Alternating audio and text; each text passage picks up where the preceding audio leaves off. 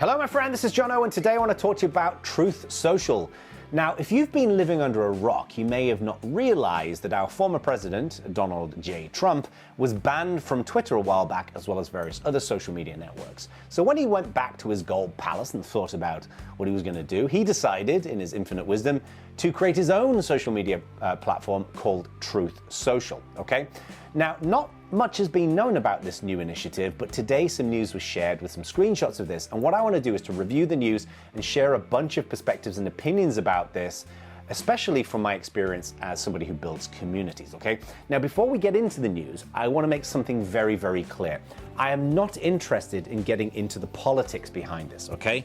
And the reason why is because I am not a liberal, and I'm not a conservative, I'm not a Democrat, and I'm not a Republican, okay?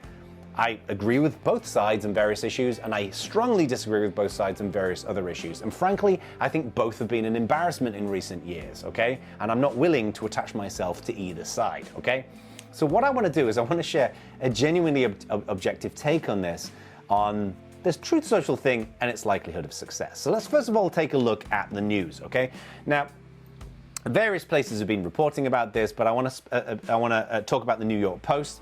I don't read this website, and I can see why, because there is so much junk on here and so many ads and whatever else. I mean, although these Q tests, I have to say, these are pretty good, okay? My family, we use these for our COVID testing.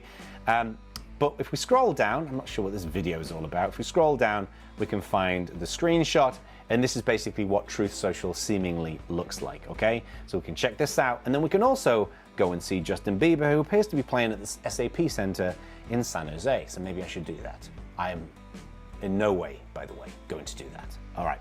So this is kind of what it looks like. And I'll be honest with you, when I first saw this, I kind of took a bit of a double take, because I thought, that basically looks like Twitter, okay, which I'll get into in a second, okay? But this is basically what we know, is that Donald Trump has got his own profile on Truth Social.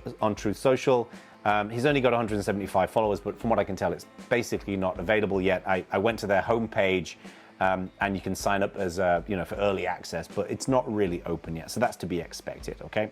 All right, so let's now talk a little bit about this, and I want to share some thoughts, okay? So let's move over to the board. Okay. So Truth Social. Now, the first thing I want to talk about here is that this is an echo chamber, okay? By definition, okay? And what I mean by this is that the only people who are likely to come and participate in Truth Social are going to be people who are going to be affiliated in and interested in the perspectives of Donald Trump, and therefore a largely conservative viewpoint. Now, there isn't anything implicitly wrong with this, okay? There are echo chambers that exist everywhere. There are Facebook groups, there are Twitter feeds, there are talk shows and TV shows. Our whole political landscape seems to have descended into an echo chamber, which bothers me greatly, because as I mentioned at the beginning of this video, I don't sit on either side of this fence, okay? And I don't believe that all liberals are weak-willed socialists, and I don't believe that all Republicans are racist Nazis, okay? I just don't believe that is the case. There are elements of those sides, and there are elements of that in both sides of the fence, but there's a massive sliding scale in people's political viewpoints and perspectives in the world, okay? But my concern about an echo chamber is that it means that the people who join Truth Social, and they'll probably go in, a subset of people will only spend their time there, and they won't spend time in other places, is that they will only get one side of the story. And this is dangerous. It's really dangerous for our discourse and our perspectives to only get one side of the story. It's one of the reasons why, I have some family members, for example, who are very liberal, and I have some family members who are very conservative, and everybody seems to ask for my opinion because I don't subscribe to either side. And one of the things that I say to all of them is, don't watch CNN, don't watch Fox News, don't read,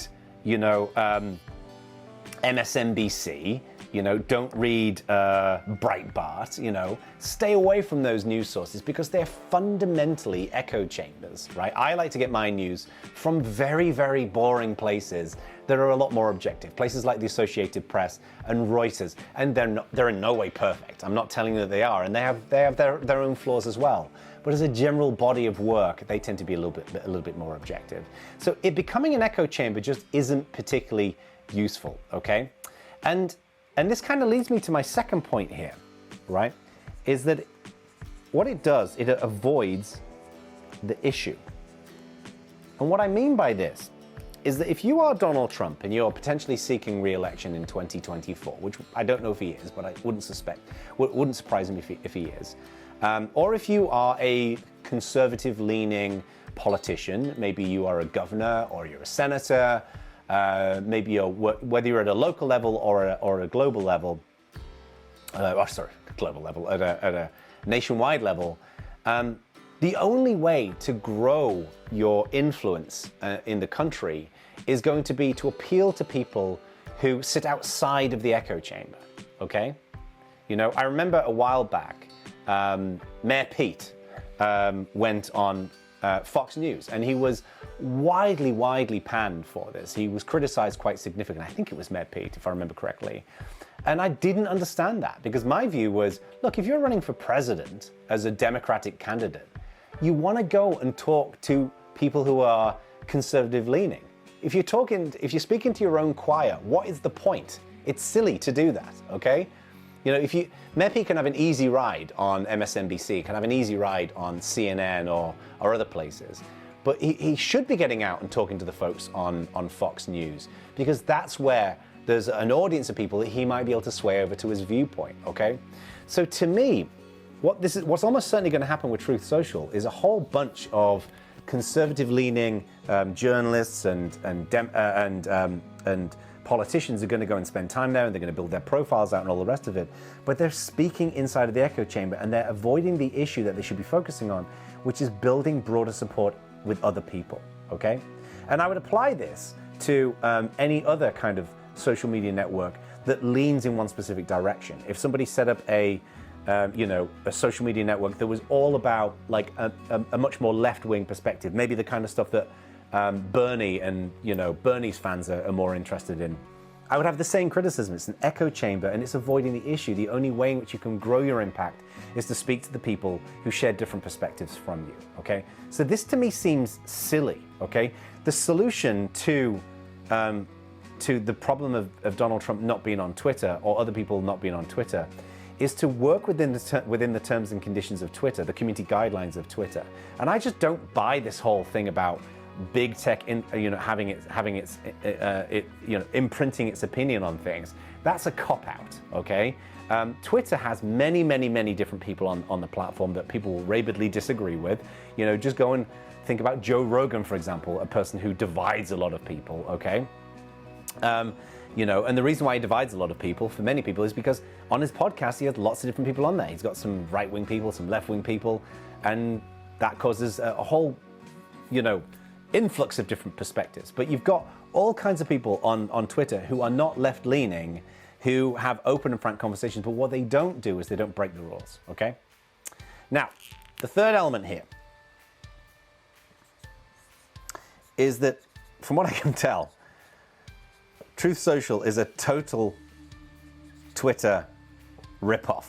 It really is, okay? So let me take a quick look at this. Someone put together this screenshot. I'm not sure who it was. But this is a side-by-side comparison of Truth Social and Twitter, okay? They look almost identical. They are very similar. And I'm not suggesting for a moment that Twitter tries to pursue any kind of legal action here. I'm not a lawyer and I don't know what options will be available to them in terms of legal action. But it's clearly the direction that was made to the product team, the engineering team, whoever's building Truth Social, was go and build as Twitter. And I'm sure that directive came from Donald Trump. And he was probably had the viewpoint of let's go and beat them at their own game. And to me, this is a huge missed opportunity. Right, a huge missed opportunity, because what they could have done is they could have innovated, okay? So if we go back to the board, right, well, what are the things that they could have done if they weren't just a rip-off?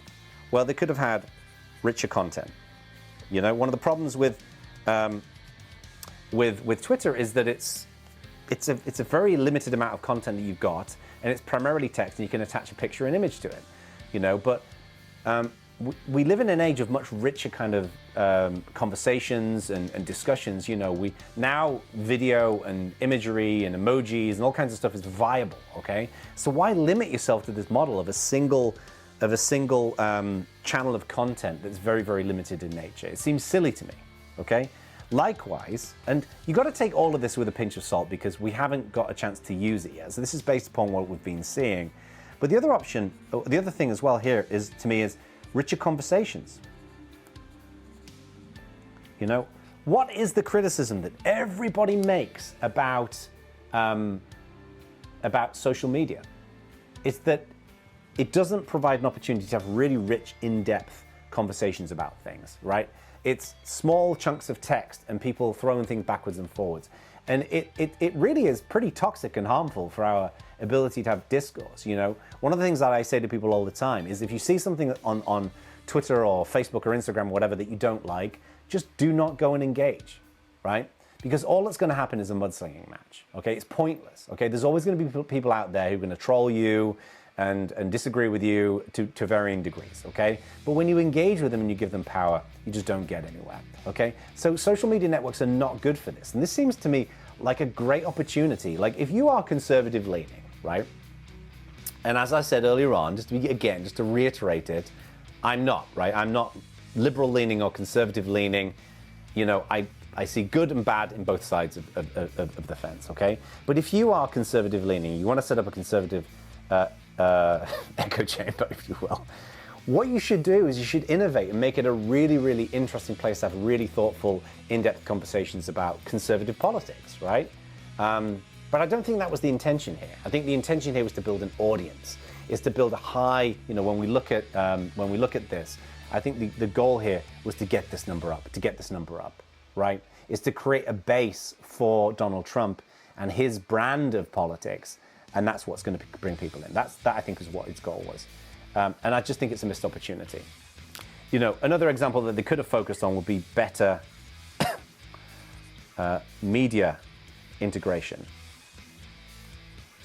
You know, like right now you can post images and videos and things like that on Twitter, and it's kind of basic, and there's so much you could do there. You know, another thing that they could do here would be event support, right? You know, like one of the most effective ways in which you can build an audience and get to know people is by bringing them together into different events. You know, whether it's in-person events, whether it's online events. You know, I think there's so much opportunity to integrate that into any kind of social media network. But from what I can tell, they're not doing that either. And all of these pieces of feedback here would be viable and useful to other social media networks, in my mind. Right? Social media is so narrow, it's so limiting, and we live in an age where people are demanding much richer conversations and ways of engaging with each other. And these are huge, huge limitations, okay? But what I also want to do is I just want to talk about what I think is going to be the elephant in the room when it comes to Truth Social. I'm just checking that you can actually see this. And this is going to be their moderation policy. What this is going to be, and mark my words right now, Truth Social is going to become a huge slippery slope. If I was a Republican, like a Republican politician, I would be very, very worried about Truth Social. And the reason why is because it's an echo chamber, and because it's avoiding the issue or the opportunity to go and engage with people who disagree with you. And less so because it's a Twitter ripoff. What you're going to get is you are going to get some reasonable conservatives who will go in there and have conversations and be professional and the whole deal. But you're going to attract the crazies, right? And again, if someone was to set up a hard left-leaning social media network, you'd have the same problem. You'll get some reasonable people and you'll get the crazies. And what's going to happen with this moderation issue is Truth Social, the people who are running it, are going to need to make a decision about what constitutes reasonable content on their platform. The tricky thing here is that the question around free speech, which is I would argue is a traditionally more conservative topic, you cannot really take a policy of letting anything on there, okay? It just doesn't really work, because what you get at that point is 4chan. And 4chan is the purest level of kind of anonymous, anything goes kind of content, okay? And it wouldn't surprise me if a bunch of the people who are building Truth Social have never really seen 4chan, may not have even heard of it, but I would use 4chan as a warning, right? Because if you want to build something that's going to have a broader level of support, where your average conservative voter, you know, somebody who is, you know, probably got, I don't know, I was going to try and make a distinction of what the average conservative vote was going to look like, but I'm not even going to do that because that's going to be a rabbit hole. But just the average conservative voter, if you want to bring a place where they can go and spend time and hang out with people they agree with inside of this echo chamber, some of those people will be put off when you start bringing in the hardcore side of, let me just get rid of this phone call, the hardcore side of the conservative spectrum, okay? And there's always going to be crazies on both sides of any political spectrum. It's not unique to the US, it's present in every single country with every political system, okay? This is going to be a problem for them because they're going to have to make a decision about this. And then they're going to be faced with the immortal question that a lot of people have criticized Donald Trump about, which is disagreeing with your base, okay? And this I find worrying. And what's going to happen here is if they don't get this clear, and if they don't have a reasonable policy here, their infrastructure providers are going to not host them. I don't know where Truth Social is being hosted right now, or it's going to be hosted, but it's probably going to be on a general purpose public cloud, something such as AWS or Azure or Google Cloud or places like that. And if hateful content is allowed on a platform like that, these big tech companies will not allow it. And then it will become the usual kind of complaint about big tech, which again, as I said earlier on, I don't think is particularly reasonable. Anyway, so to me, that's my take on Truth Social based upon the very small amount of information that we've got out there right now. I'd love to hear what you think. Please go and share what you think in the comments, and please don't turn this into a bickering match about politics. I know that's a almost impossible thing to ask for at this point. If you found this useful, be sure to go and, of course, hit that little subscribe button and, of course, tap that cheeky little notification bell, and I will see you some other time. Peace out.